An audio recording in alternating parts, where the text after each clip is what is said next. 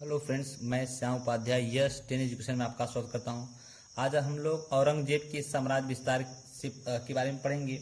अगर बात किया जाए कि औरंगजेब सर्वप्रथम जो है मुगलों के उत्तराधिकार युद्ध लड़ता है और उन उत्तराधिकार के युद्ध में औरंगजेब शाहजहां के पुत्रों में सबसे आगे आता है और राजगद्दी को संभालता है। तो जब वह 1658 ईस्वी में और पुनः दूसरी बार 1659 ईस्वी में अपना राज्याभिषेक करवाता है, उसके बाद सर्वप्रथम वो अपना जो है साम्राज्य विस्तार के लिए असम को चुनता है। तो जो है उसके एक सेनापति थे मीर जुमला के नेतृत्व में असम के गुवाहाटी क्षेत्र में सैन्य अभियान से शुरुआत करता है और इस सैन्य अभियान की जिम्मेदारी मीर जुमला के ऊपर आती है।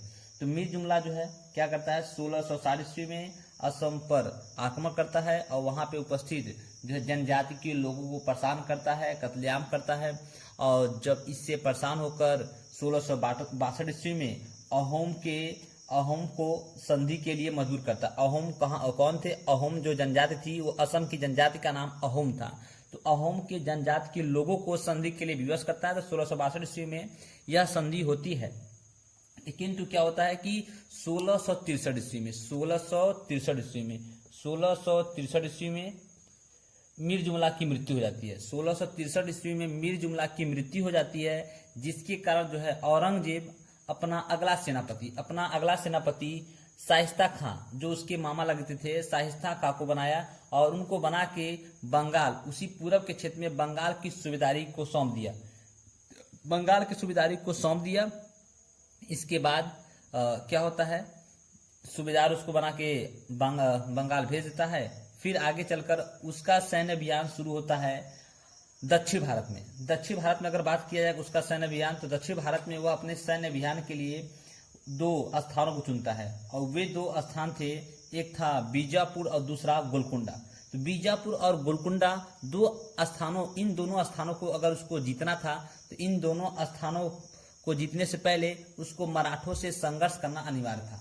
मराठों से संघर्ष करने के लिए वह शुरुआत करता है। तो अपना अगर बात किया जाए मराठे और औरंगजेब के बीच संघर्ष कैसे हुए, तो अगर हम उससे पहले थोड़ा सा एक बिंदु देखेंगे कि पहला संघर्ष 1657 ईस्वी में अहमदनगर और जुन्नार के किले पर मराठा सरदार शिवाजी जो है अपने कुछ सैनिकों के साथ आक्रमण करता है और अहमदनगर और जुन्नार के किले को जीत लेता है।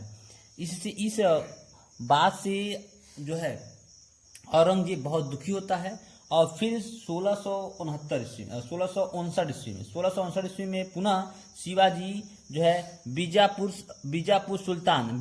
के सुल्तान आदिल शाह के प्रतिनिधि जो है आदिल शाह का प्रतिनिधि क्या करता है कि शिवाजी उस समय के काल में बहुत ही बढ़ चढ़ के युद्ध कर रहे थे और उनके पास युद्ध करने की नीति बहुत अच्छी थी और उनकी जो है सैनिकों की युद्ध करने की नीति छापामार युद्ध प्रणाली थी और वे बहुत ही होनहार और बहुत ही बुद्धिमान ताकतवर व्यक्ति थे। अर्थात जितना शिवाजी के बारे में कहा जाए उतना कम है।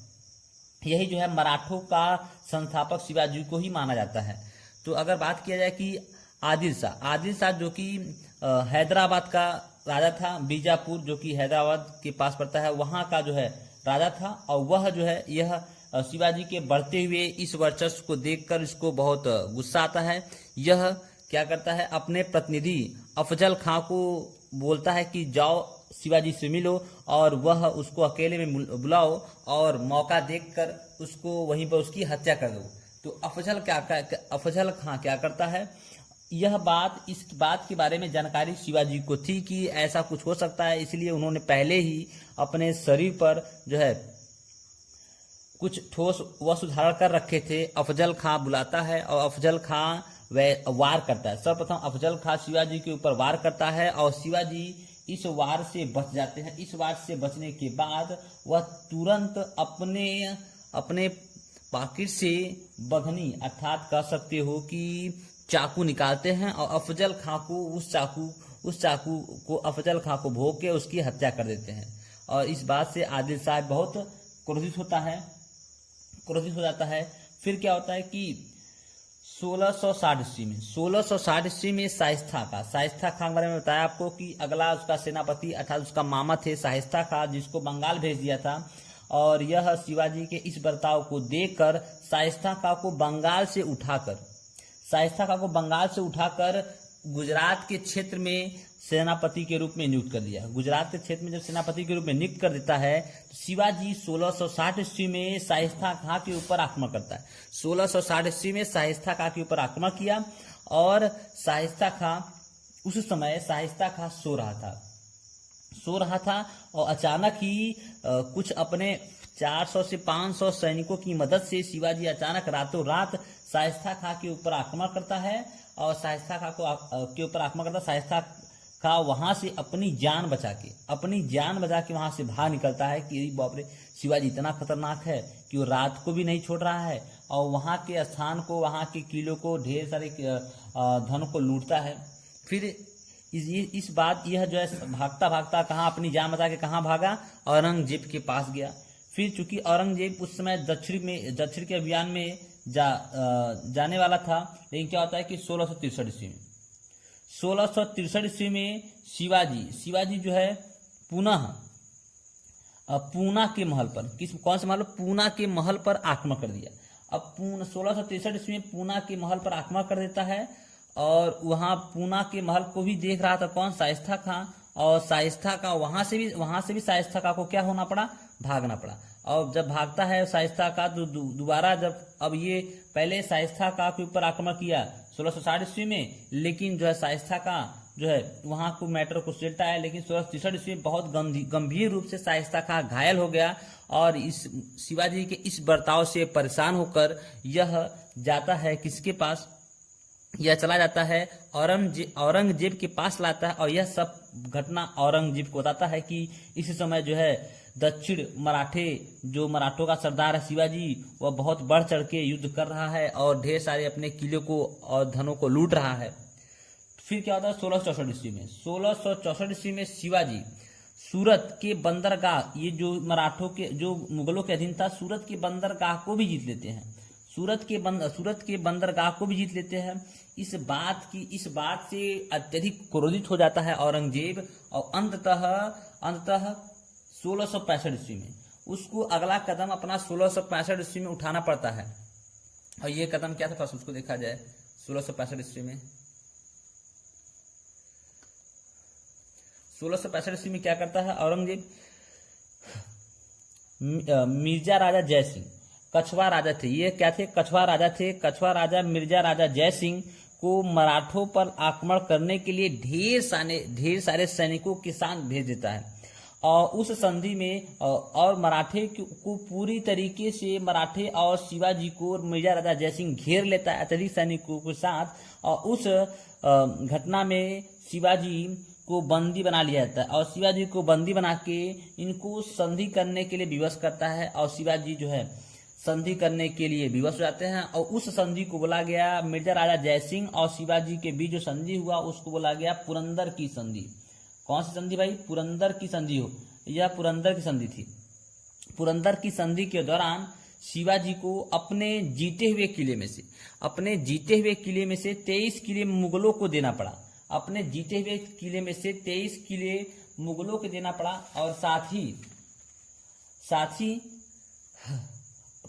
अपने पुत्र सांभाजी को भी मुगलों के दरबार में भेजना पड़ा। और इसी प्रकार से जो मराठों अर्थात शिवाजी को एक काम और सौंपा गया।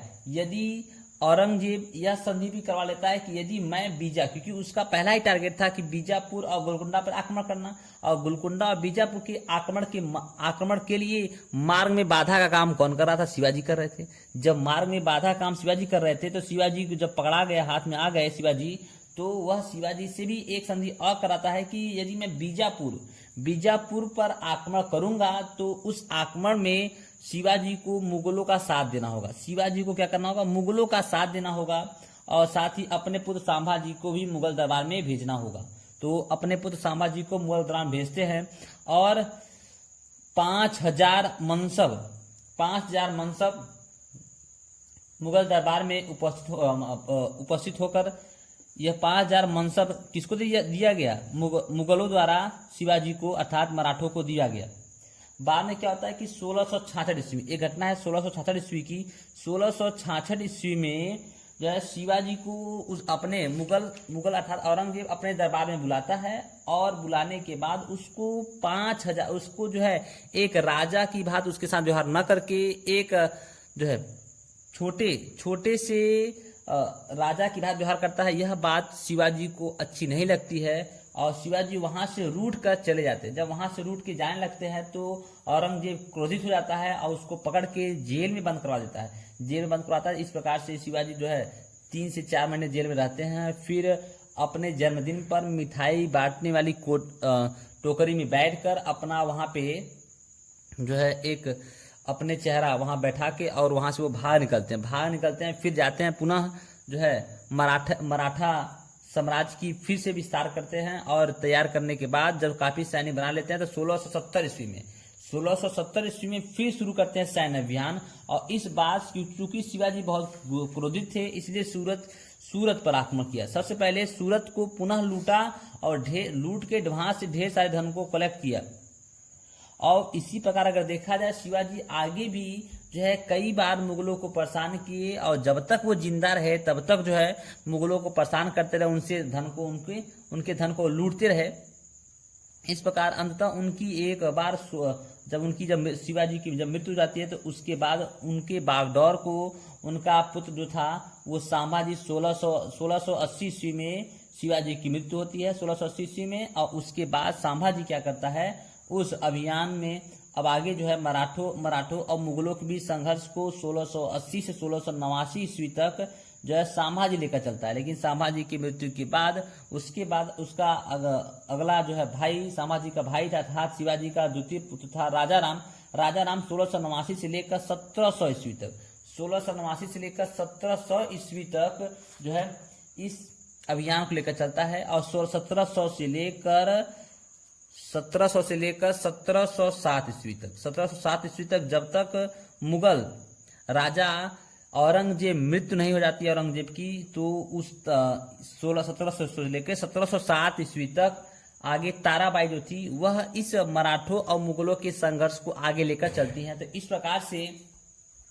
मुगलों द्वारा और मराठों के बीच संघर्ष हुए। और अगर बात किया जाए कि जब मराठों को जीत लिया था तो औरंगजेब ने अपने अंतिम समय क्योंकि औरंगजेब जब शाहजहां था तो शाहजहां के काल में औरंगजेब अपनी ज्यादा सुबेदारी जो है दक्षिण भारत में ही बिताई थी। इसलिए उसको दक्षिण भारत के काफी स्थानों के बारे में पता था कि किस जगह पे कैसे आक्रमण करना होगा। इसलिए वो अपने समय के अंतिम 25 वर्षों को दक्षिण भारत में ही बिताया और दक्षिण भारत को जीतने के चक्कर में पड़ा रहा।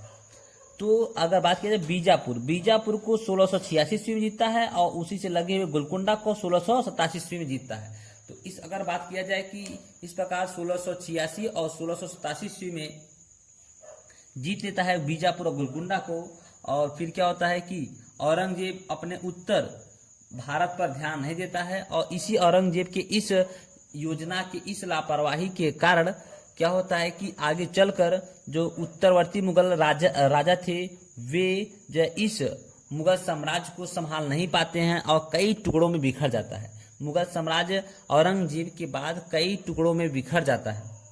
तो अगर बात की जाए थोड़ा सा यहाँ पे इनके काल में और कुछ हिंदुओं पर कर, क्योंकि वे हिंदुओं के प्रति बहुत ही दुर्व्यवहार करते थे। क्योंकि एक आगरा में जो है यमुना नदी के पास जो मंदिर है वो उसको तोड़वाते हैं, बनारस के शिव मंदिर को तोड़वाते हैं ये और औरंगजेब, और साथ ही साथ जो है गुजरात का सोमनाथ मंदिर को भी तोड़वाता है। और इस प्रकार जितने भी स्कूल थे मंदिर थे उन सभी को तोड़वाने का आदेश देता है। थोड़ा सा इसको मैं लिख देता हूँ। बात किया जाए पत्नी जो रबिया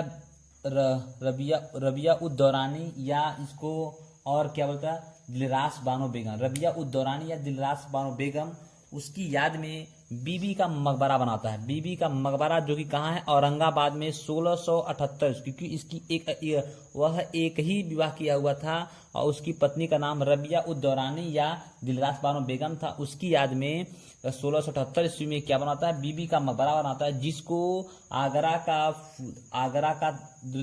का द्वितीय ताजमहल या आगरा की फूहड़ नकल भी कहा जाता है।